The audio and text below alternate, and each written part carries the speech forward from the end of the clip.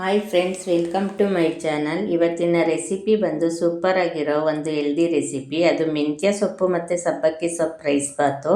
ಇನ್ಸ್ಟೆಂಟಾಗಿ ಮಾಡ್ಕೋಬೋದು. ಎಲ್ಲ ಥರ ಬಾತ್ಗಳನ್ನು ಮಾಡ್ತೀವಿ.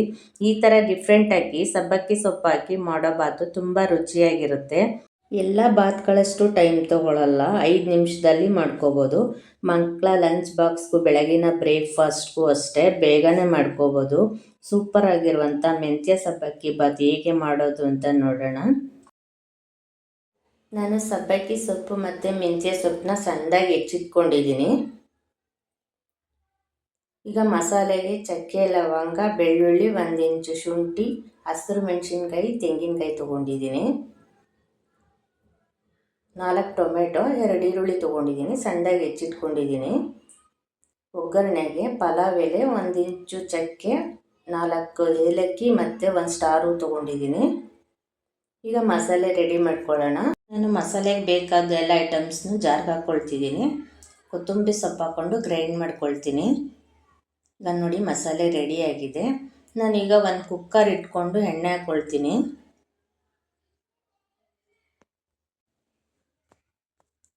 ಈಗ ಎಣ್ಣೆ ಹಾಕ್ಕೊಂಡು ಕಾಯಕ್ಕಿಟ್ಟು ಮತ್ತು ಈ ಮಸಾಲೆಗಳನ್ನೆಲ್ಲ ಒಗ್ಗರಣೆಗೆ ಹಾಕ್ಕೊಳ್ತೀನಿ.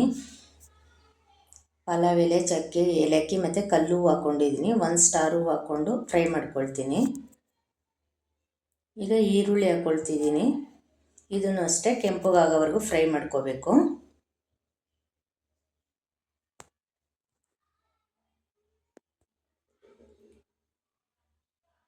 ಈಗ ಈರುಳ್ಳಿ ಎಲ್ಲ ಫ್ರೈ ಮಾಡ್ಕೊಂಡಾಗಿದೆ. ಈಗ 1/4 ಸ್ಪೂನಷ್ಟು ಅರಿಶಿನ ಹಾಕ್ಕೊಳ್ತೀನಿ. ಇದು ಬೇಗನೆ ಮಾಡ್ಕೋಬೋದು ಈ ಥರ ರೈಸು. ಈಗ ನಾನು ಹೆಚ್ಚಿಟ್ಕೊಂಡಿರೋ ಮೆಂತ್ಯ ಸೊಪ್ಪು ಮತ್ತು ಸಬ್ಬಕ್ಕಿ ಸೊಪ್ಪನ್ನೆಲ್ಲ ಹಾಕ್ಕೊಂಡು ಚೆನ್ನಾಗಿ ಫ್ರೈ ಮಾಡ್ಕೊತೀನಿ. ಹಸಿ ವಾಸನೆ ಹೋಗೋವರೆಗೂ ಫ್ರೈ ಮಾಡ್ಕೊಳ್ತೀನಿ. ಈಗ ನೋಡಿ ಎಲ್ಲ ಚೆನ್ನಾಗಿ ಫ್ರೈ ಆಗಿದೆ.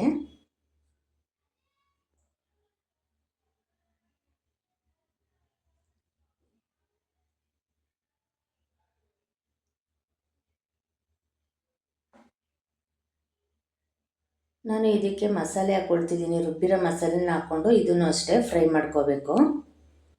1-2 ನಿಮಿಷ ಫ್ರೈ ಮಾಡ್ಕೋಬೇಕು, ಹಸಿ ವಾಸನೆ ಹೋಗೋವರೆಗೂ. ಯಾಕೆಂದರೆ ಎಲ್ಲ ಹಸಿ ಮಸಾಲೆ ಅಲ್ವಾ, ಅದಕ್ಕೆ ಇದನ್ನು ಫ್ರೈ ಮಾಡ್ಕೋಬೇಕು.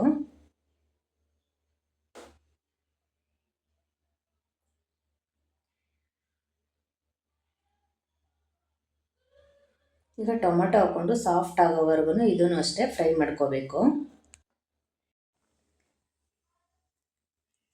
1-2 ನಿಮಿಷ ಫ್ರೈ ಮಾಡಿಕೊಂಡ್ರೆ ಸಾಕು. ಇದನ್ನು ಸಾಮಾನ್ಯ ಮಕ್ಕಳು ಮೆಂತ್ಯ ಸೊಪ್ಪು, ಸಬ್ಬಕ್ಕಿ ಸೊಪ್ಪು ಯಾವುದೂ ತಿನ್ನಲ್ಲ. ಈ ಥರ ರೈಸ್ ಮಾಡಿಕೊಟ್ರೆ ಅವರು ತಿಂತಾರೆ. ನೋಡಿ ಟೊಮೆಟೊ ಎಲ್ಲ ಚೆನ್ನಾಗಿ ಸಾಫ್ಟಾಗಿ ಬೇಯ್ತಾ ಇದೆ.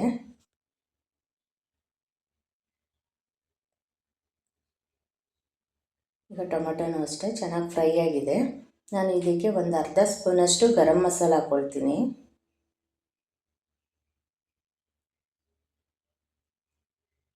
ನಾನೇನು ಧನಿಯಾ ಪೌಡ್ರ್ ಹಾಕಲ್ಲ, ಯಾಕೆಂದರೆ ಗರಂ ಮಸಾಲದಲ್ಲೇ ಇರುತ್ತೆ ಧನಿಯಾ ಪೌಡ್ರು.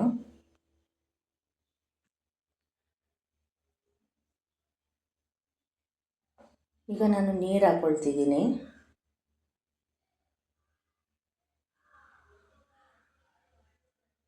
ನಾನು 1 ಗ್ಲಾಸ್ ಅಕ್ಕಿಗೆ 2 ಗ್ಲಾಸ್ ನೀರು ಹಾಕ್ಕೊಂಡಿದ್ದೀನಿ. ಈಗ ರುಚಿಗೆ ತಕ್ಕಷ್ಟು ಉಪ್ಪು ಹಾಕ್ಕೊಳ್ತಿದ್ದೀನಿ. ಈಗ ನಾನು ಕುದೀತಾ ಇದೆ ಅಲ್ವಾ, ಇದಕ್ಕೆ ರೈಸ್ ಹಾಕ್ಕೊಂಡು ಚೆನ್ನಾಗಿ ಮಿಕ್ಸ್ ಮಾಡ್ಕೊಳ್ತೀನಿ.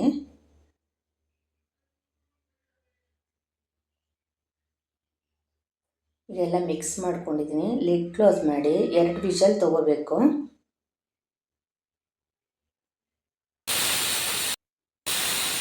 ಈಗ 2 ವಿಷಲ್ ತೊಗೊಂಡಿದ್ದೀನಿ, ಆರಿದೆ.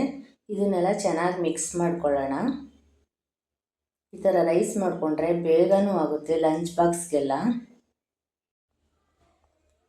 ಮೆಂತ್ಯ ಮತ್ತು ಸಬ್ಬಕ್ಕಿ ಸೊಪ್ಪಿನ ರೈಸು ರೆಡಿಯಾಗಿದೆ. ಈ ಥರ ಮಾಡಿಕೊಂಡ್ರೆ ತುಂಬ ರುಚಿಯಾಗಿರುತ್ತೆ, ಸೂಪರಾಗೂ ಇರುತ್ತೆ.